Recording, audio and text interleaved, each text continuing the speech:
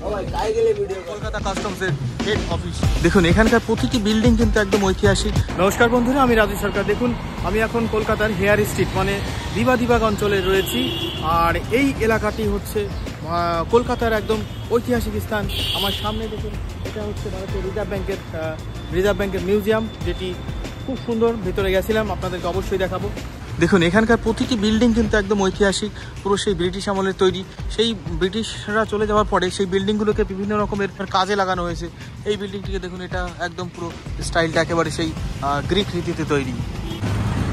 এটা হচ্ছে council house street, আর বাদিকে এটা হচ্ছে হেয়ার স্ট্রিট। কলকাতার গলিতে গলিতে কিন্তু ঘুরতে খুব ভালো লাগে। এখানে মানে এত সুন্দর সমস্ত মানে খাবার স্টল, রাস্তাঘাট।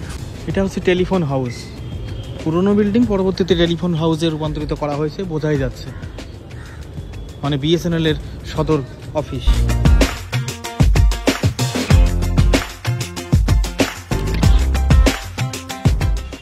আমার ডান দিকে যে বিল্ডিংটা দেখতে পাচ্ছেন, এটা ব্রিটিশ আমলের তৈরি। এটা হচ্ছে ব্যাংশাল কোর্ট। কলকাতা ব্যাংশাল কোর্টের নাম আপনারা অবশ্যই শুনেছেন। এই যে সেই বিল্ডিংটি দেখুন, ঐতিহ্যশালী সেই বিল্ডিং। আর আমার বাঁ হাতে রয়েছে এটা মেটক্যাফ হল।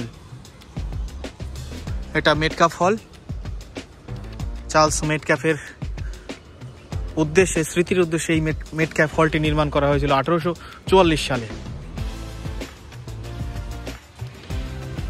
এটা এলআইসির অফিস করা হয়েছে। সামনেই যে সাদা ইয়ে দেখা যাচ্ছে, ওটা হচ্ছে গঙ্গার ঘাট। আজকে আমি আপনাদেরকে দেখাবো যে বিবাদিবাগ এলাকার যে ঐতিহাসিক ইতিহাস সমৃদ্ধ অঞ্চল, সেই অঞ্চল ঘুরে ঘুরে আপনাদেরকে দেখাবো। এতক্ষণ দেখালাম হেয়ার স্ট্রিট, এবার আসছি আমরা প্রিন্সেপ ঘাট, মিলেনিয়াম পার্ক। মিলেনিয়াম পার্কটিকে নতুন তৈরি করা হয়েছে। কলকাতায় এমন একা একা ঘুরে বেড়াতে আমার কিন্তু খুবই ভালো লাগে, কারণ কলকাতা শহর আমার কাছে একদমই নতুন। কারণ আমি গ্রামের ছেলে, কলকাতা শহরে এসে যখনই সময় পাই তখনই একদম একা একা এসে ঘুরে বেড়াই, আপনাদেরকে দেখাই ভিডিওর মাধ্যমে। আর সামনের বিল্ডিংটা হচ্ছে কলকাতা বন্দরের সদর দপ্তর। কলকাতা বন্দরের নাম আপনারা সকলেই জানেন, চেঞ্জ হয়ে গেছে।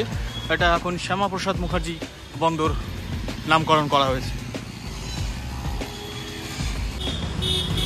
গাড়ির পেছনের বাড়িটিকে একবার দেখুন, বাড়িটি কতটা পুরনো, একদম মানে ভগ্নপ্রায় দশা। একদম বাড়ির ভিতরে বড় অশ্বত্থ গাছ জন্মে গেছে।